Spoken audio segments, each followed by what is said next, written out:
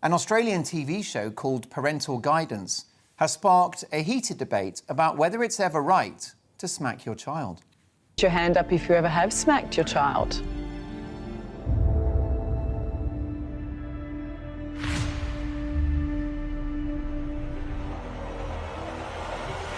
One time. That's a lot of hands up. Any correctional method can be used in an abusive way. Time out can be used in an abusive way. This is going to change the conversation about parenting in this country. Parenting just stretches you, doesn't it? Parenting pushes your limits, it pushes your buttons, it makes you question everything about who you thought you were. Powerful stuff. Well, last year, Scotland became the first part of the UK to ban smacking. Opponents of the ban argued that changes would do nothing to help vulnerable children who were the victims of serious physical abuse, but could cause traumatic interventions in good families who use discipline such as a smack on the bottom or the wrist. There are currently no plans for England or Northern Ireland or Wales to follow Scotland in an outright ban, but should there be? Is this a wise intervention to protect children, or is it an example of the state sticking its nose into how we raise our children? To debate this, I'm delighted to welcome Jo Hemmings, a behavioural psychologist. Hello, Jo. And Dr Stuart Waiton, a senior lecturer in sociology and criminology at Abertay University and a campaigner at the organisation Be Reasonable. Stuart, I'll come to you shortly, but let me start, if I can, with you. Jo Hemmings, why do you think that a tap on the wrist is so harmful? I think any form of smacking, firstly, it's been shown to be ineffective as a punishment. Secondly, every single piece of evidential research would point to the fact that it can be damaging to a child. If they're frequently smacked, either in cognitive ability, in terms of their own aggression, social interaction. There's nothing, I can see nothing in terms of research at all that says a smack is ever effective in any way, but could potentially be damaging. Whether it's a slap on the wrist, smack on the bottom, I don't care. It's unacceptable and archaic these days. Jo, I'll never forget the time when my youngest son stepped out into the road, and clearly, you know, that's every parent's worst nightmare, and luckily there wasn't a car that was too close by. But he faced peril, and I deliberately and roughly manhandled him back onto the pavement. Now, I could have just gently moved him back to the pavement. I didn't. I tugged him over as a sort of physical message that what you've done there was potentially fatal, and I wanted him to remember that. Now, I would have thought that that is somewhere within the spectrum of a smack. Yes, it is, but I 100% agree with you. I did the same to my own child once, who was feeding carpet tacks into another baby's mouth. And I grabbed him and I slapped him because I could see the danger. So it's the danger, and you react. Of course, it's fight or flight. You've got to grab your child away, and you need to remind them it's terrifying, potentially fatal behaviour. And that was the only time I ever smacked them. And I think that possibly is an understandable reaction when you're protecting your child or another child. It is a visceral response, but it doesn't work as a punishment. This is we're talking danger here. We're talking putting your child's life or another child's life in mortal danger. Of course, like your child crossing the road and not doing it. They won't forget that in a hurry. But as a general punishment, as a discipline for being naughty, it doesn't feel right at all anymore, and there is no evidence suggests anything positive about it whatsoever. Dr Stuart Waiton, you're a senior lecturer in sociology and criminology at Abertay. What's your view on this? Well, I thought what Jo said there was fascinating. It's like a bag of contradictions. So every bit of research, well, she could go and read a lot of Robert Larzelia's research, which says the opposite to what she's saying, but there you go. And then I love the fact that a lot of policies and moral positions today are kind of hide behind this idea of research. But at least Jo then comes out and says it's unacceptable and archaic, which is her kind of moral position. And then she admits to smacking her own child, which means she's obviously archaic as well. So the problem with this in Scotland is that you already had a law against, you could have reasonable chastisement. But what you couldn't have was severe beating of your children and so on, where you treat children badly. So what they've done in Scotland is make that a criminal offence, or make Jo a criminal. So Jo in Scotland could be arrested. She could be seen as a child abuser. She could lose her job. And millions of other parents like her could be similar. And when you look at what parents in the public... Stuart, I could have got reported for dragging my son back onto the pavement, roughly. Quite possibly.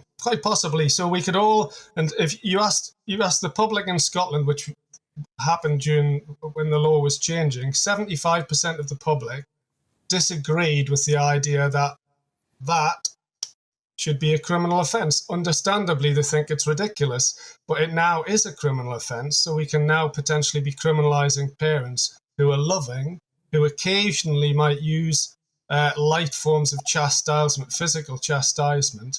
And unfortunately, it's experts like Jo that are helping to push through this horrible, authoritarian, distrusting type of policy where we criminalise everything, which links back to your last item. I mean, this is the thing I'm interested in as a criminologist, the fact that essentially we are policing everyday life. I mean, I'm trying to write a book called The Criminalisation of Everything. And this is just another example of it. Every week we seem to have a new law, a new initiative, a new policy that treats people with real contempt and starts to criminalise everyday behaviour. It's a very dangerous and authoritarian situation to be in. And it doesn't trust individuals or families, does it, Stuart? However, just to back up Jo Hemmings, you could argue that this, which we can agree is innocuous, is the thin end of the wedge. And if you have a zero-tolerance policy to any kind of assault on your child, then they are safer. Yes, well, look, not Stuart. necessarily safer. Sorry, I don't know who you're asking. Jo, I just want to put that to Stuart, and I'll come straight back to you, Jo. What do you think, Stuart? Thin end of the wedge? Well, your child wouldn't have been safer, and the child that Jo's child was playing with wouldn't have been safer.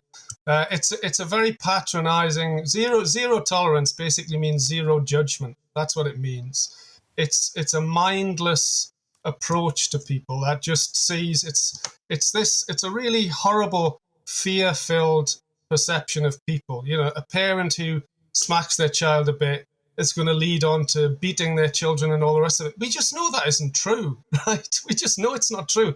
And it's this unworldliness of these so-called experts, which is so phenomenal, that how anybody even listens to this so-called research, which just doesn't really connect with people's lived experience at all. Jo Hemmings?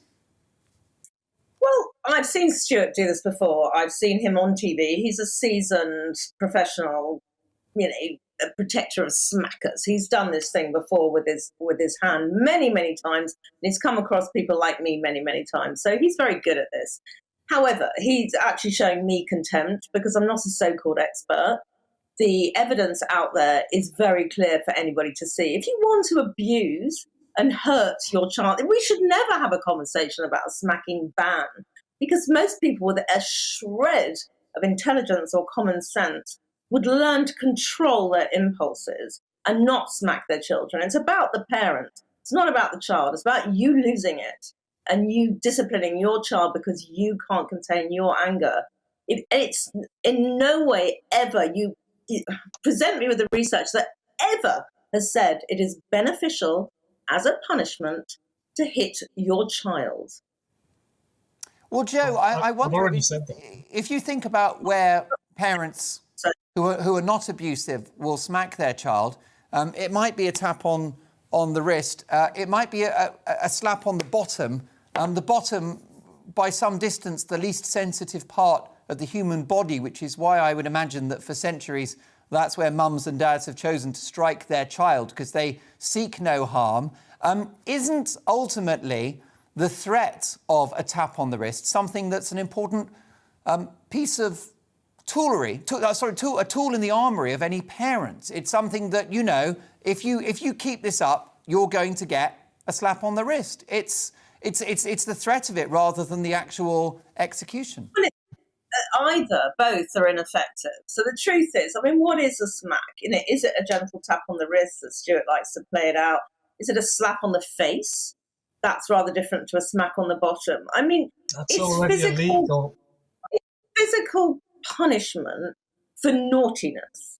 Now, either you reason with your child, you talk to your child, you discipline your child. I don't think there's a place in 2021 for physical.